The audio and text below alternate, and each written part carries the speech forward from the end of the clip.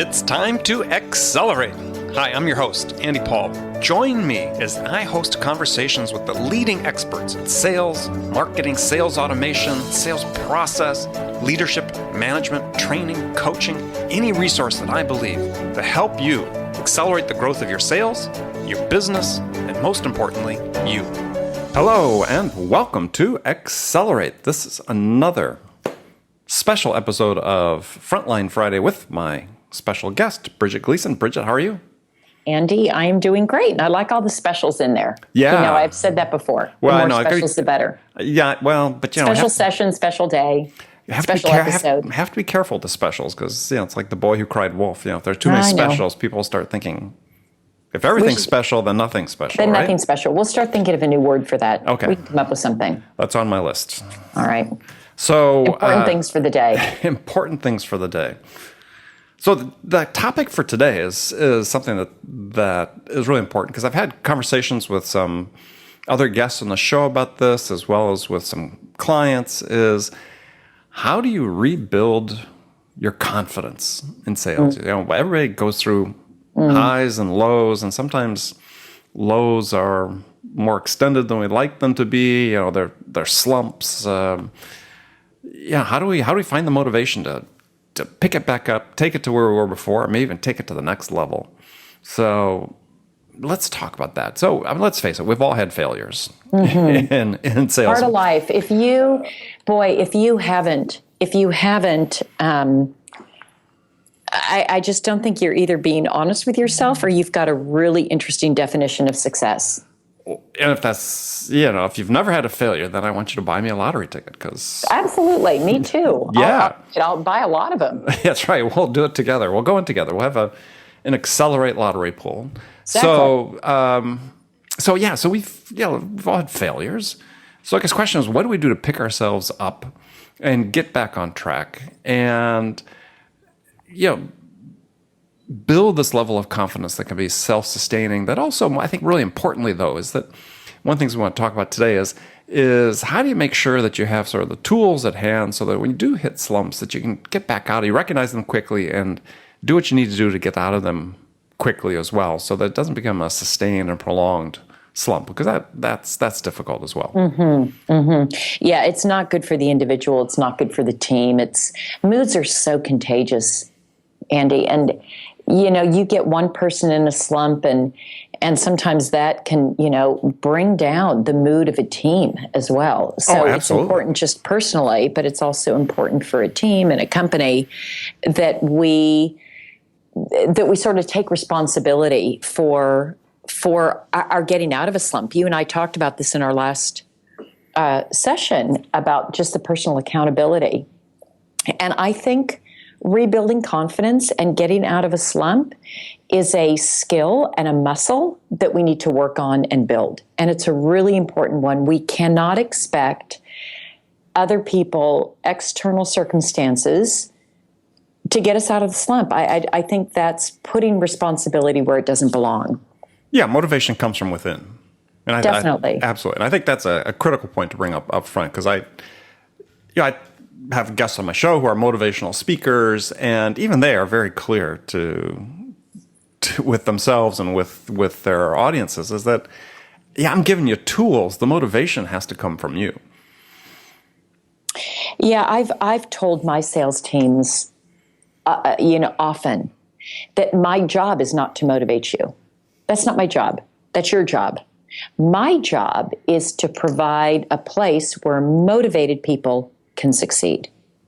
But your job is the internal motivation. I can't give that to anyone. So going back to the topic for this session about confidence and being in a slump, it falls into that same bucket. So what you talked before about having the muscle memory, if you will, to be able to recover from a slump. So what is that muscle memory? What are the tools? I think one of the things is to have a wider lens. And it's important to look at when you're in a slump or when something doesn't go as expected, when you had a failure, however you want to characterize that, that you have a a wider lens and more context in which to place that experience.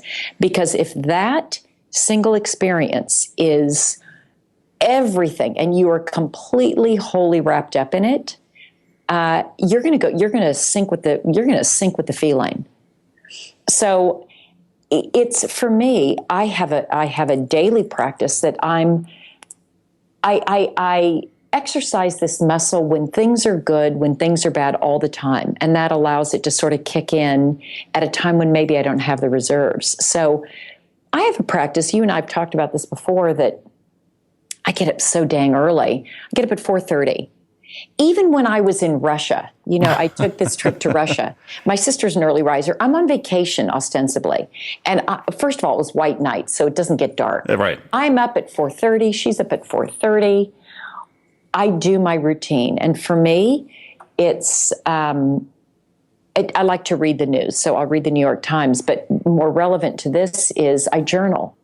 And I journal about every day, all the things that I'm really grateful for. And I'm very reflective every single day on things that went well and things that didn't. And it just, over time, it provides more context. That when I'm in a slump, I can also look back in my journal and see, this isn't going to last. I've been here before, and this too shall pass. So that's one of the things that I do just consistently that helps me on it. It's sort of like exercise, and I run every morning. It's just this exercise. Sure. So on the journaling, do you do it by hand, or are you doing it on computer? Well, all real journaling experts say you should do it by hand. It exercises a different part of the brain. Right. I do mine on the computer. That's fine. Well, I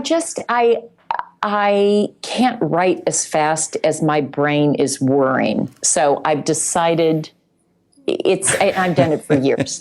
So, and that doesn't surprise me. Yeah, so I had long talks with my coaches about this over the years, and they have said, you'll get enough benefit, don't worry about it. I tend to be a perfectionist, so. So how long have you been journaling?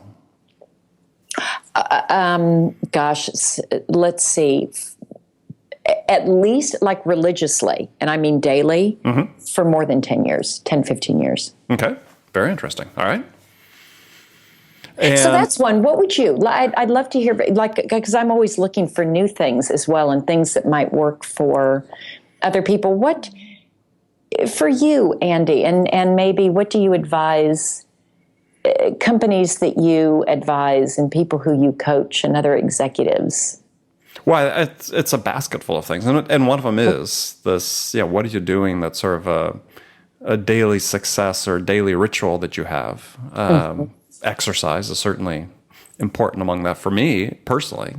Because when you sort of taking a step back, you talked about perspective, and it's really hard when you're newer to your career, you're younger, the job is, a bigger part of your life. At least you perceive it to be, right? Because maybe you haven't started a family, your circle of friends is maybe not quite as big, or, whatever, your family's not around. So it really, and I think back to that part of my career, is absolutely that job had outsized importance to me. In retrospect, well, I wish it hadn't, right? Because, when things went bad, it seemed more dramatic than it really was. And so as I've gotten older, I've gained this broader perspective that doesn't mean I don't worry, doesn't mean I don't get concerned, but I know that when things head south, that if I go back and really focus on the fundamentals, on my basics of my philosophy, that things eventually will turn around. Yeah, and that's a good point, Andy. The focus on the fundamentals. Go back to what we know to be true. And let's say in sales that you've lost a deal that you didn't think you were going to lose, and it shakes your confidence a bit. You knew this one was going to come in. You've committed it to the business. Something goes wrong, and it could even be something that you did that was a misstep or a mistake, or you called it wrong. It's difficult it's difficult to sort of get back on the horse and ride again. But I think focusing back on the fundamentals, these are the things that I know are the attributes and actions that bring about success. And just focus on the fundamentals almost in a rote fashion, I know has helped me in my career, especially early on, when I just get back to, okay, the prospecting calls that I'm doing, and I would keep, I've always kept, in addition to a journal, but in sales, sort of the best practices. Where are my cheat sheets? What are my metrics for success? What are my standards of performance? And I would just go back to them almost robotically, just to jumpstart and get me back in that groove. And then I find that, actions first, feelings follow. Go do the actions, and then the feelings start to, they may be trailing, but they'll follow. And that's been a good practice, and one that I've advised people to do as well. Yeah. Well, I think your journaling, the self-reflection is really important. We talked about that in our last episode about self-awareness. And, that self-awareness, you get that through the journaling. And I don't do that as religiously, or maybe I do. I sort of do different forms of it, perhaps. Yeah. Because I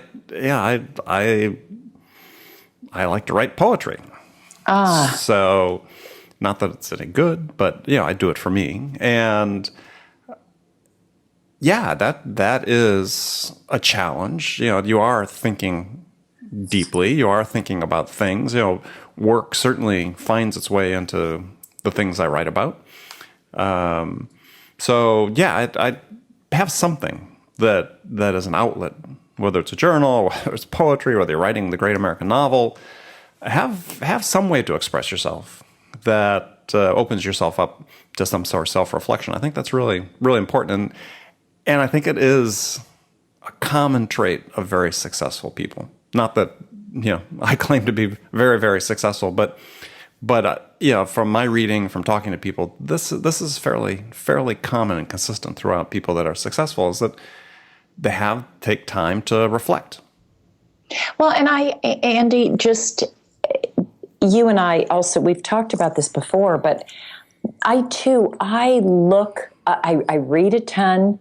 I read a lot of biographies. I read a lot in the newspaper. I follow people who are successful by whatever. But there's a variety of things that I look at to determine in my mind if somebody looks successful in the way that's meaningful to me. And so in reading about them, I look for what are the habits that they have that I want to emulate. And I think that also is a great practice, is we have these, like I one time made a list of, it was in one of my journals that I wrote about all the mentors that I'm so grateful for. And on my list were a bunch of people I've never met.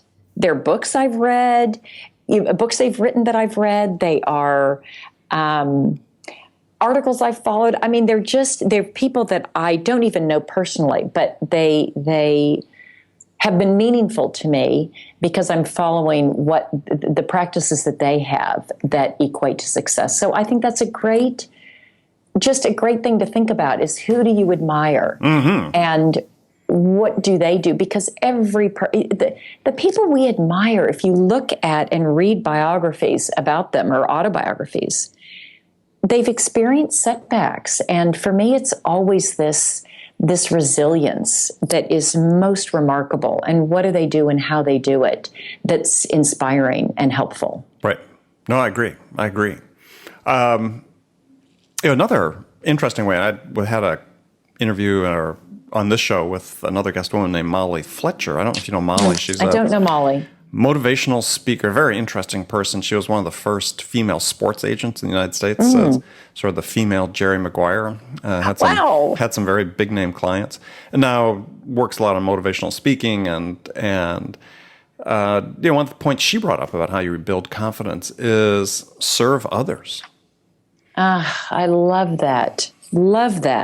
And I think this is, in that sort of two contexts. One is certainly in a business sense. If you are in a slump and you reorient your focus saying, how can I serve my customers? What can I do today that's completely selfless, something that'll provide value to my customers, that's in service to them? And then do the same perhaps in your personal life. Who could I serve? That maybe then you start getting that confidence back, because there's so much good feeling that flows through from serving. Yeah, that's so good, Andy. I think that two pieces of that. One, it forces you to have this greater context.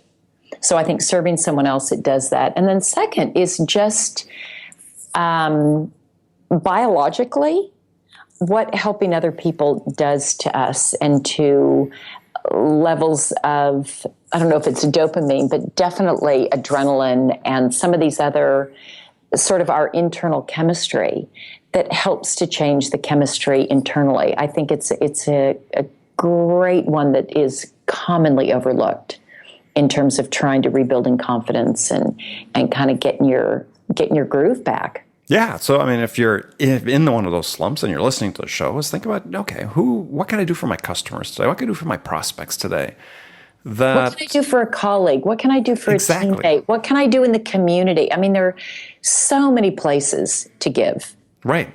And so think about that. And instead of, what can I sell today and be weighted down by that, what could I give today? And you may then find yourself back on that path to having the confidence, because you said it, whether it's the dopamine release or the just sense of well-being and adrenaline that you get charged up from having done well by somebody and done well for someone is contagious then to the rest of your life. Yeah, it's a really, really, really good practice. Really good practice. I just made a note. I don't feel like I'm in a place right now that thankfully, I'm not in one of those slumps. And even not in the slump, I thought, God, I got to figure out where can I go give. I think it's just a good practice. It's a good practice to have that be part of your routine in some way. It doesn't have to be daily routine, but where do I just make that kind of part of the fabric of what I do? And I think another part too, and this had come up with my conversation with Molly Fletcher, was affirmations. I mean, even I'm an extremely optimistic person, and I mean, not Pollyannish, but optimistic by mindset and by nature, I believe. And yet, there's still moments where it's good, as you talk about, books that you've read, sources you can go back to that just provide you the affirmation that things are going to be okay, and that I'm okay, and that I can still do well.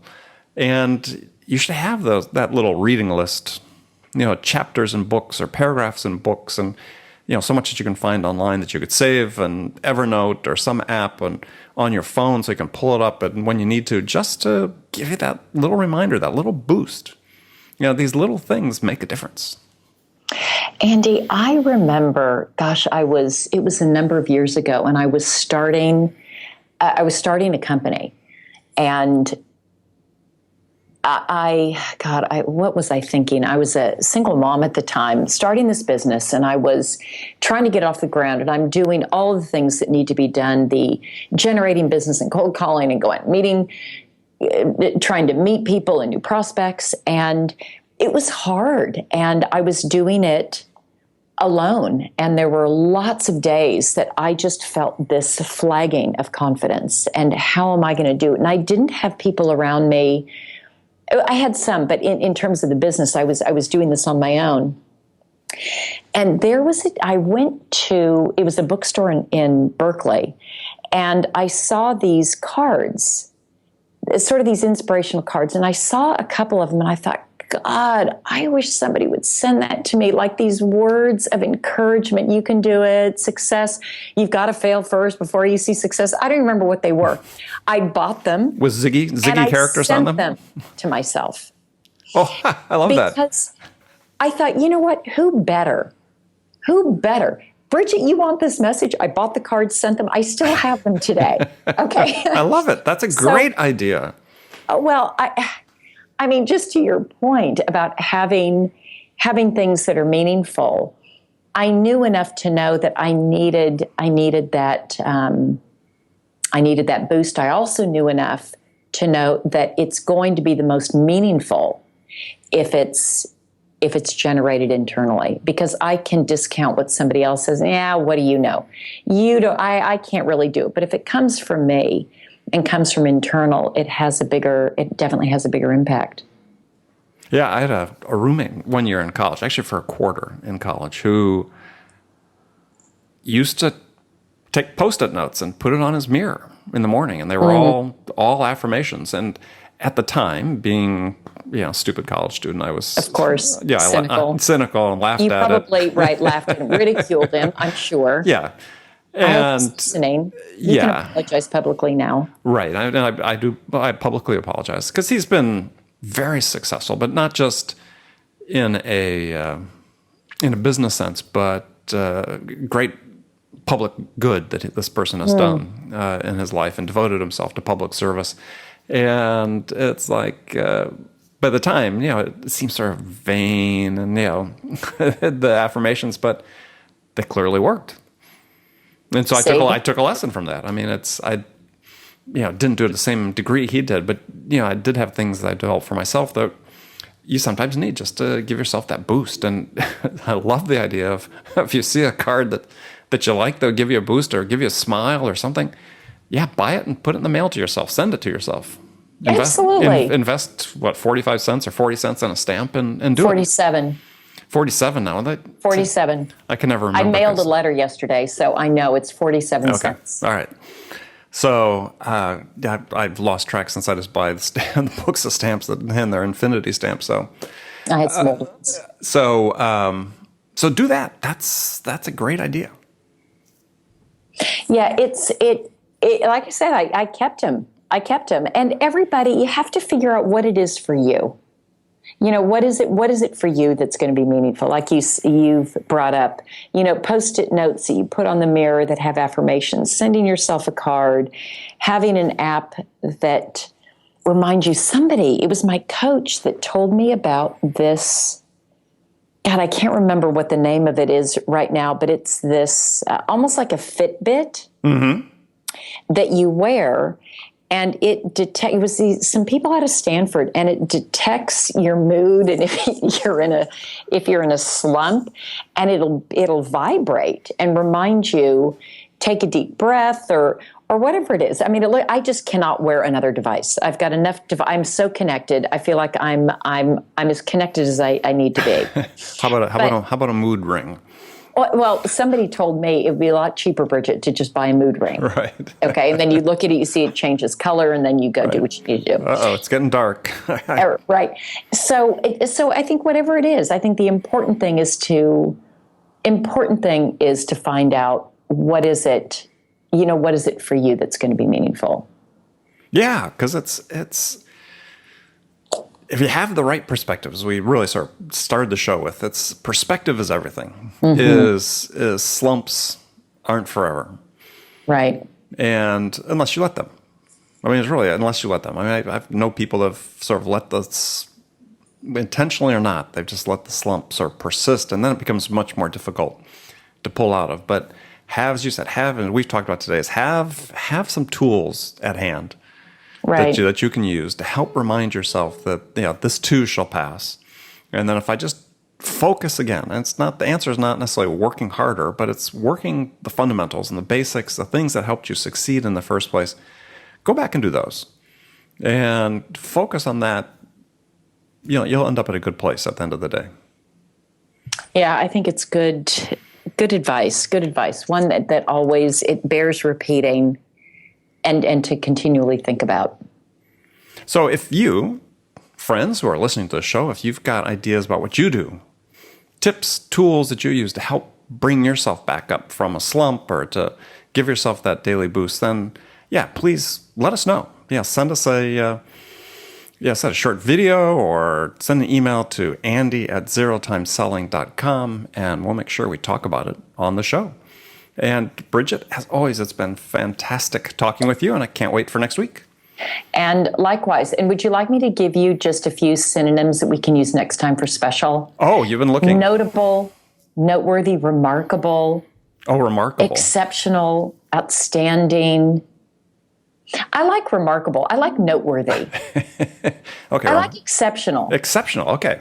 Okay, any of those work. All right. So it'll be a regular Frontline Friday, but in terms of our guest, Bridget Gleason, no longer be a special guest. You'll be our remarkable guest, our exceptional guest. Our noteworthy, notable. Notable. Yeah, well, that's true. Notable. Notable and noteworthy. Okay. I'm working on that. All right. Well, friends, thanks again for listening. And Bridget, as always, thanks for being an important part of the show. And we'll look forward to talking to you next week. Likewise. Have a great one. Okay, bye. Thanks for listening to the show. If you like what you heard and want to make sure you don't miss any upcoming episodes, please subscribe to this podcast on iTunes or Stitcher.com. For more information about today's guest, visit my website at andypaul.com.